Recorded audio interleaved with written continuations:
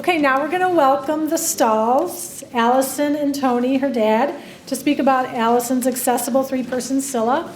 We heard Tony speak a few years ago now at a seminar in Naperville, and we're really impressed by the family's efforts to create a CILA that works for Allison's needs. I know the bios, as I mentioned before, are in your event folder, but I did want to mention that Allison was named the 2018 Self-Advocate of the Year by the Arc of Illinois. So please help us welcome both Allison and Tony. Thank you very much, Linda. Al, come on up here. Which side do you want? Right there? All right. Now, I'm going to hand Allison this sheet, which will help her with her remarks. But please, when it comes to her time, understand she said all these things. I just was assigned the typing. You want it now? All right, I'll give it to you in a few minutes. Well, this is my daughter, Allison, and I'm Tony. And Allie lives in a three-person home in Sycamore. It's fully accessible. And the provider is Help at Home. And we essentially have two staff, 24/7, a nurse and a DSP, or in most of our languages, a CNA. And they're 24/7, and we moved in, or Allie moved in February 2017, and we obviously wanted a three-person CILA because if we were going to meet, if Allie was going to have her full needs cared for, and her continued community involvement to continue, she needed quality and sufficient staffing. And she needed at least 1 to 3, and 2 to 3, which it is, or of course 3 to 3, was going to meet that need. It was just more likely than something like 3 staff to 8 people in the traditional Illinois group home. Additionally, we wanted a three-person CILA because what's a home? A home is a place where you know the people who are living there, where you have relationships with them, and a three-person CILA is a home. And that's what we wanted for Al, and she wanted it. Now, I wanted to tell you a bit about how we got to where we're at, but I was extraordinarily impressed with the bit I've heard today.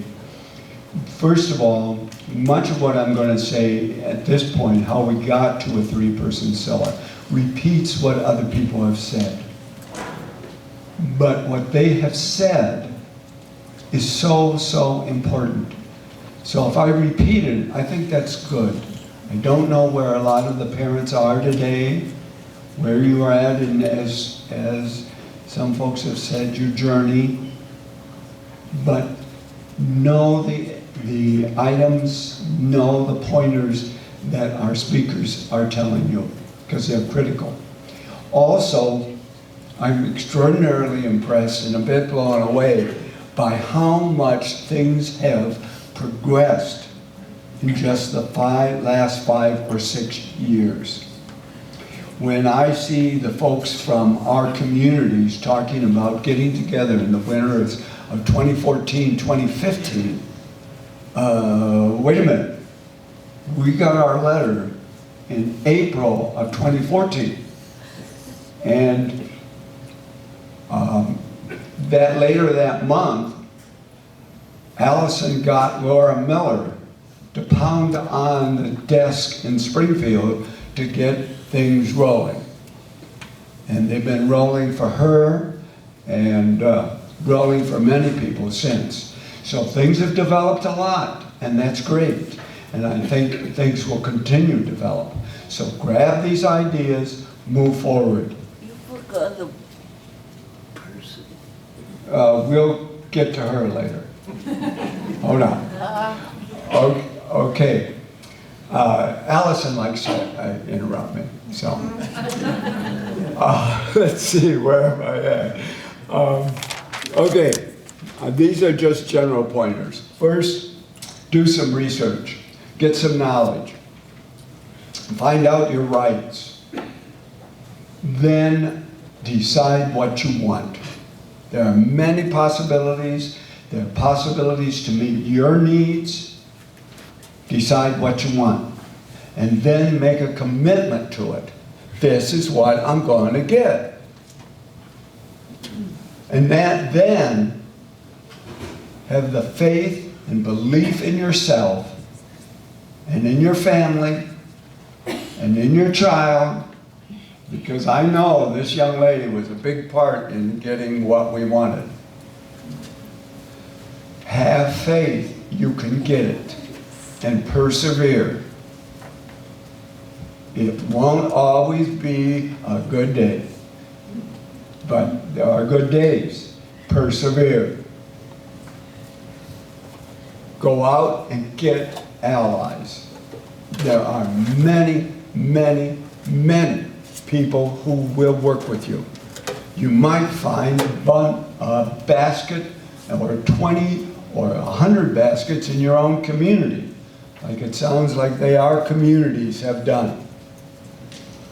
But you have a lot of allies. There's a piece of paper or a handout in your material from Ed McManus. Ed, you're not here, are you? Okay, good. I said that when we presented at IPADD, Ed can be a bit grouchy. But he is a world of information and will assist you. He is so kind to parents with his knowledge, and he's helped us immeasurably. There's a lady like Laura Miller, who works for Equip for Equality. There's Ronnie Cohn, who is the Ligas Court monitor. These people will help you, and there are many, many more. Find them, involve them. They will help you get to where you're going. And finally, you're going to have to depend on luck. But you will have luck come your way. It came our way, it will come your way. So remember, I think these are the 3 points that I really want you to remember and are key. Make the commitment. Persevere. And have your allies. Have your friends. Okay, now, in Allison's case, how did we get here? Well, we got that letter in April of 2014, and we started to look for providers. Our local provider out in DeKalb County, that's where Sycamore is Opportunity House. So we went to talk to Opportunity House. They were very polite to us. We've known them for a long time.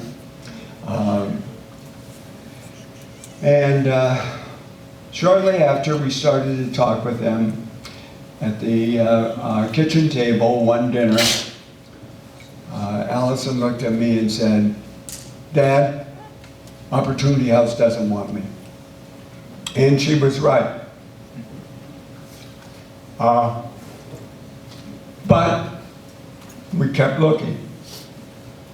Because Allison did not want Opportunity House, or was leery of them, because they were a traditional group home setting, 8 people. And she didn't want that. And I didn't want it for her either. One day, after we'd started our search, Allison's mom, Pam Kitterman, bumped into a friend of the family, Corky Williams. And Corky's son had been placed in a nursing facility in the Chicagoland area. And we'd known Corky and her husband Ken for many years, and knew her son Earl, who was in this facility. Well, because Earl was in a facility near Chicago, he had a different ISC, CAU. and he had a different caseworker, a gentleman by the name of Mark Colcott. And Mark had been working with Earl to find a provider for Earl. Earl is very medically involved and would need 24/7 nursing care. Mark had found a provider that was interested in working with Earl and developing a CILA for him. And of course, the Williamses wanted Earl's CILA to be in DeKalb County in Sycamore. But Help at Home would need more people in the home than Earl. Okay, here are your notes, and then I'll make a few final comments. Oh, That, can you hear it? Allie, talk. with living in the three-person CILA, I am very independent. Also, with living in the three-person CILA, I have a very few rules.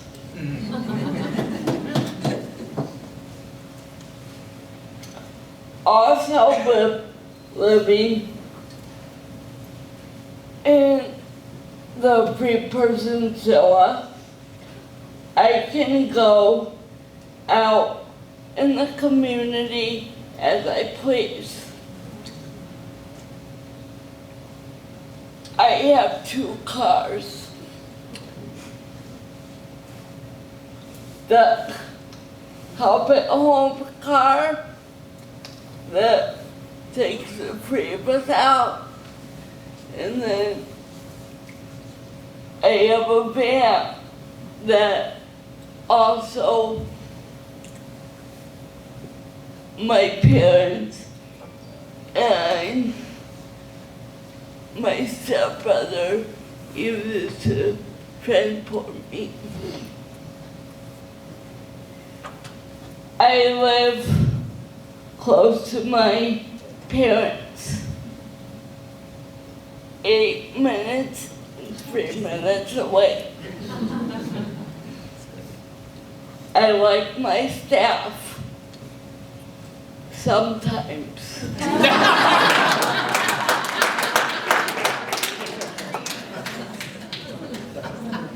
I go to bed when I want.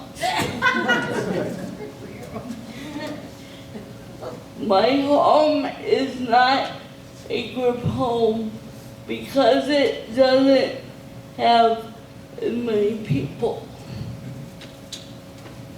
Things that can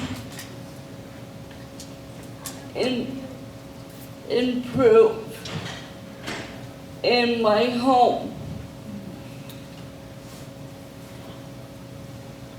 Staff understanding me better, but we are working on it. I look forward to your questions.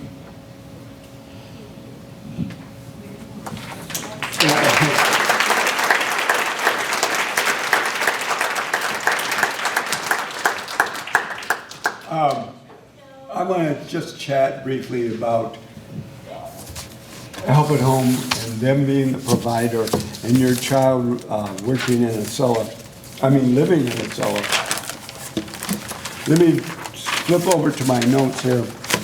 The number one thing that I have found really is when your child is very involved, it takes a long time for an organization to understand them. Allison's a very complex individual. She asked me about this the other day when I told her what I was going to say. Well, Allison has to have custodial care, and a lot of it. And that's just not, well, they get a bath. Well, yeah. How do they get in and out of the tub? how do you, oh, you mean she's got medicated shampoo? Oh, her eyebrows need that too? You know, toileting really isn't just a one-stop shop. Oh, they have to go to bed and get up. How do you do that? And, you know, if you put on a pair of pants and they're tight, you just take them off. Well, what happens if you put them on and you didn't put them on, but somebody else put them on and you don't want them on? These things are more complex than what you give them, what you initially understand, and it takes a goodly while to understand it. Now let's toss in some medical problems. I just hinted at a few when I talked about shampooing and shampooing the eyebrows, but there are many more. I can You want to tell them about that? answer that. Well, let Dad try to finish up, so I'm not taking too much time. No, I can answer All right. the medical problems. Well, answer that. I have CP, a very involved case, and I have anxiety issues. Is that okay? Is that all you want me to? That's fine. I think that's fine. Now, additionally, you notice Allison's in a chair. This is a $30,000 item. It's complex. Somebody has to make sure that it's maintained and operated properly and cared for properly and charged overnight. And she has low vision. And many of her challenges, like she indicated, are episodic. They're not necessarily day in and day out. She doesn't need that shampoo every day. So all of these things have to be understood and mesh with other things. Like Allison's very involved in the community. She goes to dance. She's a participant in this program. She wants to be in participate in the Self-Advocacy Alliance and its ambassador program. So she's very involved in the community. This July, she will have worked at Walmart for 19 years.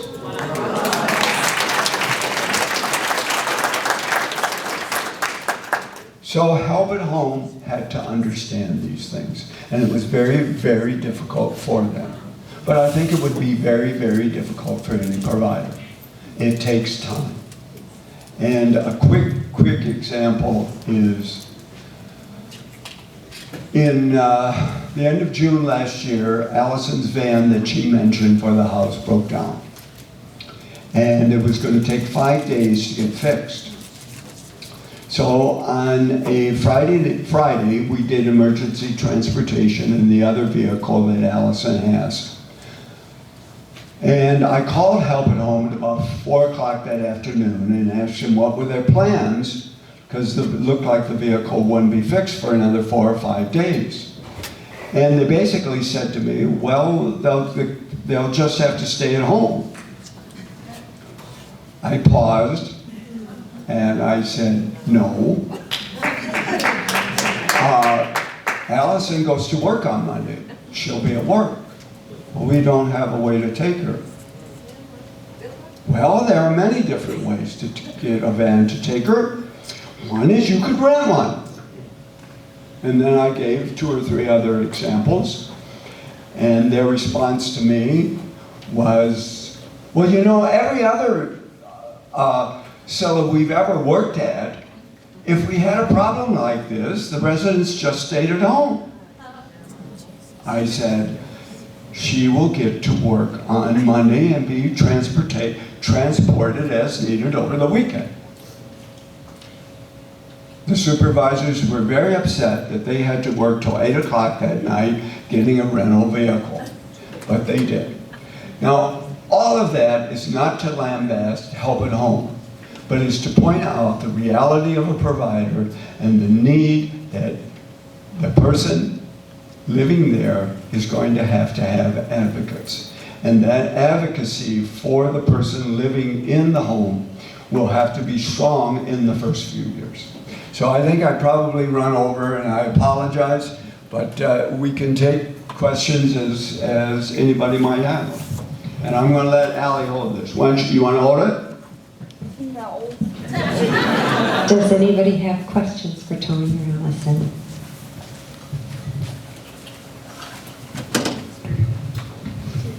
Hi, Allison. Is it okay if I ask how old you are? Yeah. How old are you? 37. Hooray. And how long have you, and you've been living in your home coming up on a year?